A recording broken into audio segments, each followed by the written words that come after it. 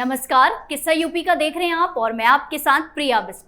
2010 में हुए बरेली दंगों के लिए कोर्ट से मास्टरमाइंड ठहराए गए मौलाना तौकीर रजा की अब तक गिरफ्तारी नहीं हो पाई है। मौलाना के खिलाफ 2 बार गैर जमानती वारंट जारी हो चुका है। इसी बीच उसकी लोकेशन हैदराबाद मिली तो एक टीम आनन फानन में हैदराबाद भेजी गई। हैदराबाद गई टीम अभी भी वही है और तौकीर रजा की सटीक लोकेशन मिलने का इंतजार कर रही है। इसी पर आज चर्चा करेंगे और चर्चा के लिए मेरे साथ स्टूडियो मौजूद हैं कैपिटल टीवी के एग्जीक्यूटिव एडिटर राजीव जी। सर, बहुत बहुत स्वागत है आपका। धन्यवाद। ये तौकीर रजा कब तक ऐसे ही भागता रहेगा? जब तक कि पुलिस न पकड़ ले। लेकिन भागेगा कहां? जो नेटवर्क इन लोगों का है, जो पैटर्न दिखता है, वो सारा पैटर्न अगर फॉलो करते हैं तो पुलिस वाले भी ये समझ गए हैं कि ये लोग कहां कहां छिप सकता है।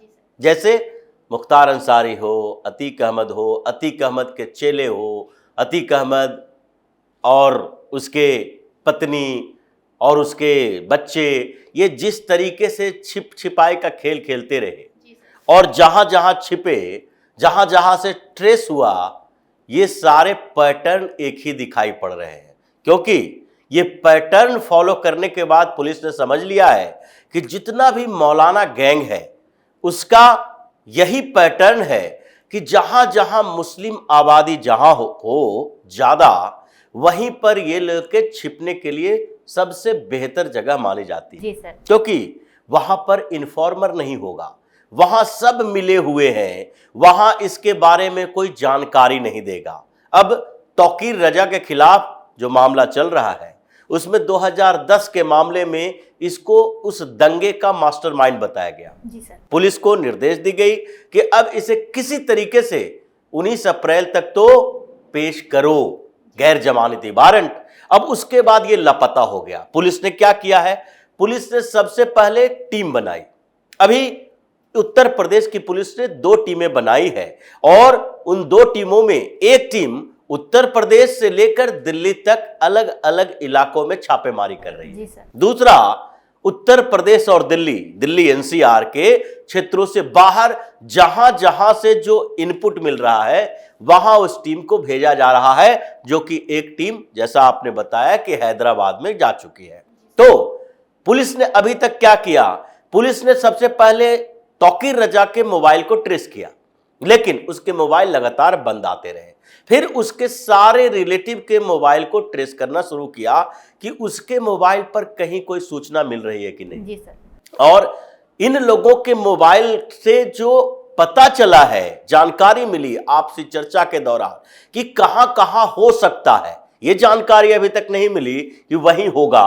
अगर ये जानकारी मिल जाएगी तो उसे गिरफ्तार कर लिया जाएगा। लेकिन दिल्ली में कुछ ऐसे इलाके हैं, मुस्लिम बहुल इलाके, जहां पर कोई भी मुसलमान, यहां तक कि हिंदुस्तान से बाहर का, वहां जाकर छिप सकता है। जैसे जहांगीरपुरी में पिछली बार हंगामा हुआ था, शोभा यात्रा पर पथराव किया गया था। उसके बाद जब पुलिस वहां पर पहुंची, जांच पड़ताल की गई, तो पता चला कि यहां की 25% से ज्यादा आबादी बांग्लादेशी और रोहिंग्याओं का है। वो पहले बांग्ला में बात कर रहे थे और औरतें जब पूछताछ की गई तो उसने बताया कि हम बंगाल से हैं। इसने ये नहीं बताया कि बांग्लादेश से है। लेकिन इन्वेस्टिगेशन शुरू हुआ तो पता चला ये तो बांग्लादेशी है।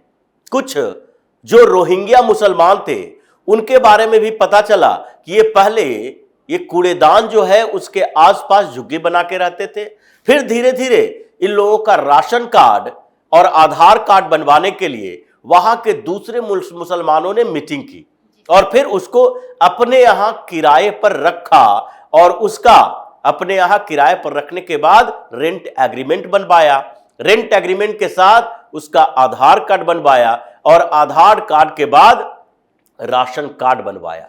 तो ये तो इन मुस्लिम बस्तियों की स्थिति है जहां पर ये लोग धीरे धीरे बाहर से आए हुए मुसलमानों को भी बसाते हैं। दूसरा, एक और पैटर्न इन लोगों के, ये जो पैकेट बनाने का है, अलग अलग पैकेट में रहो, एकत्रित होकर रहो और उसको मिनी पाकिस्तान में तब्दील कर दो। जैसे ये तौकीर रजा भी यही कर रहा था। बरेली के उन क्षेत्रों में जहां मुस्लिम आबादी ज्यादा है वहां से हिंदुओं को भगाया गया वहां पर हिंदुओं को रहने के लायक स्थिति नहीं रखने दी।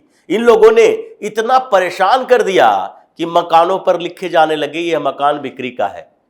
और यही स्थिति अभी भी ये चाहता था, वो इसलिए क्योंकि वहां पर पुलिस घुसे और इन लोगों को अरेस्ट करने की बारी आए तो फिर वहां पर इन लोगों को इतना ज्यादा मेहनत ना करना पड़े 100-200 लोगों की भीड़ जुटाने के लिए, और इसलिए ये हरकतें करता था।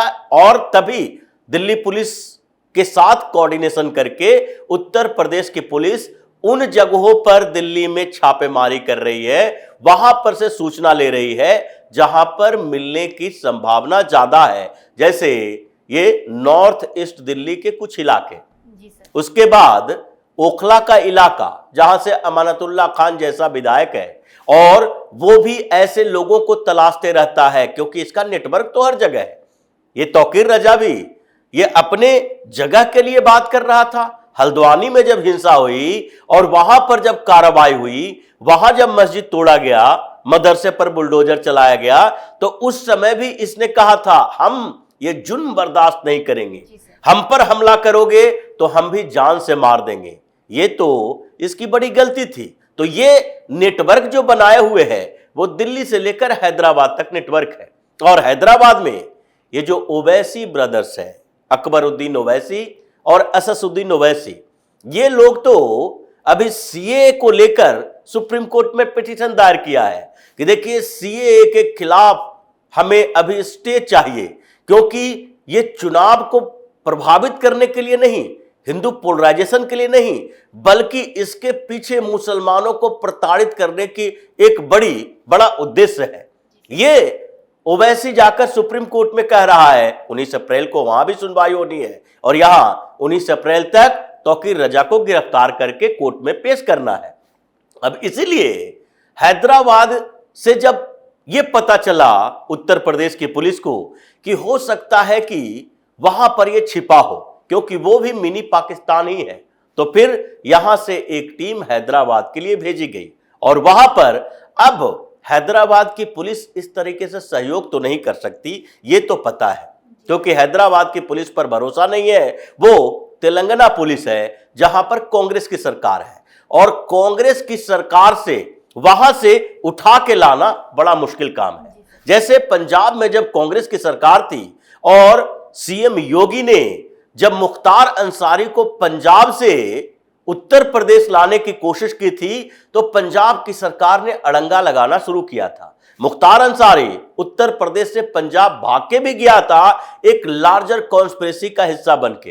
पंजाब पुलिस की तरफ से ये जो इसको अरेस्ट किया गया था, उसके लिए एक बड़ी साजिश बनाई गई थी कि मुख्तार अंसारी के माध्यम से, यानी कि एक फोन कॉल आया एक बिजनेसमैन को और उसमें उससे पैसा मांगा गया, वसूली की गई, और वो फोन को ट्रेस किया गया तो वो फोन मुख्तार अंसारी से जुड़ा हुआ पाया गया। उसके गैंग का व्यक्ति ने फोन किया था, इसलिए अब इसकी जांच पड़ताल मुख्तार अंसारी से की जाएगी। और इसके लिए जरूरत है कि मुख्तार अंसारी को उत्तर प्रदेश से पंजाब लाया जाए, फिर पंजाब लेकर जाया गया और वहां पर यह जेल में ऐशो आराम की जिंदगी जीता था। लेकिन फिर जब उसे वापस उत्तर प्रदेश लाने की बारी आई तो पंजाब पुलिस ने अड़ंगा लगाया, क्योंकि उस समय कांग्रेस की सरकार थी। उसी तरीके से अभी तेलंगाना में कांग्रेस की सरकार है, और तेलंगाना की सरकार कभी नहीं चाहेगी कि ये चुनावी माहौल में एक मुस्लिम लीडर मौलाना वहां से पकड़ के उत्तर प्रदेश लाया जाए, और इसलिए पूरी व्यवस्था करने की कोशिश करेगी। लेकिन उत्तर प्रदेश पुलिस की टीम जो वहां पहुंची है, ये हैदराबाद की पुलिस के ऊपर भरोसा करके नहीं पहुंची है, वो अपने इनपुट के आधार पर पहुंची है और वहां पर तलाश कर रही है, मुस्लिम इलाकों में अपना इंफॉर्मर भेज रही है कि कहां पर तौकीर रजा छिपा हुआ हो सकता है। मतलब ये जो पैटर्न इन मौलानाओं का है, ये इस्लामिक भाईचारा के नाम पर जो पूरे हिंदुस्तान के अलग अलग इलाकों में इन लोगों ने अपना नेटवर्क बहाल करके रखा है, ये इन कुछ लोगों से पता चलता है कि कैसे एक उत्तर प्रदेश का मौलाना हैदराबाद में छिप सकता है, मुंबई में जाकर छिप सकता है, एक गुजरात का मौलाना जो विवादित टिप्पणी करता है और जिसके खिलाफ जैसे ही केस दर्ज होता है उसके बाद वो मुंबई चला जाता है और वहां पर वो छिपने की कोशिश करता है। हालांकि महाराष्ट्र में भारतीय जनता पार्टी के सहयोग से सरकार चल रही है, गुजरात में भारतीय जनता पार्टी की सरकार है, तो पुलिस के बीच तालमेल हुआ और इसलिए उसे गिरफ्तार करके लाया गया। लेकिन यह बड़ा चैलेंज है। चैलेंज इसलिए भी है क्योंकि इन लोगों ने जैसा नेटवर्क बना रखा है वहां से सूचना निकालना मुश्किल हो जाता है, क्योंकि छोटे छोटे मोहल्लों में बसे हुए ये जैसे कंसंट्रेटेड रहते हैं, एक दूसरे के बारे में सूचना इंफॉर्मेशन बाहर निकलने नहीं देते हैं। और यही उत्तर प्रदेश की पुलिस की सबसे बड़ी चुनौती है जिसका सामना कर रही है। लेकिन यहां पर योगी की सरकार है, जी सर। योगी की पुलिस इन बातों का ध्यान नहीं रखती है। वो जितना समय हो सके या तो मौलाना तौकीर रजा भगोड़ा घोषित होगा, इसके खिलाफ लुकआउट नोटिस जारी होंगे, इसके घर के दूसरे लोगों को गिरफ्तार किया जाएगा, इसके घर पर कुर्की वारंट जारी किया जाएगा और या फिर ये सरेंडर कर दे। यही उत्तर प्रदेश पुलिस की तरफ से कहा जा रहा है कि अभी कुछ समय है, 19 तारीख तक समय है और अगर इस बीच मौलाना तौकीर रजा ने सरेंडर नहीं किया तो उसके बाद उसके घर पर जो कार्रवाई होगी वो आगे कई पुश्तों तक इन लोगों को याद रहेगी। धन्यवाद सर समझाने के लिए। धन्यवाद। मौलाना तौकीर रजा को 19 मार्च को एडीजे फास्ट ट्रैक कोर्ट में पेश करना है। अब सिर्फ 2 दिन बचे हैं, लेकिन मौलाना का अब तक पता नहीं चला। ऐसे में मौलाना की गिरफ्तारी पुलिस के लिए चुनौती बनी हुई है। लेकिन ये योगी की पुलिस है, कहीं से भी अपराधी को घसीट कर ले ही आती है। किस्सा यूपी का में फिलहाल के लिए इतना ही। बाकी तमाम खबरों के लिए देखते रहिए कैपिटल टीवी उत्तर प्रदेश। नमस्कार।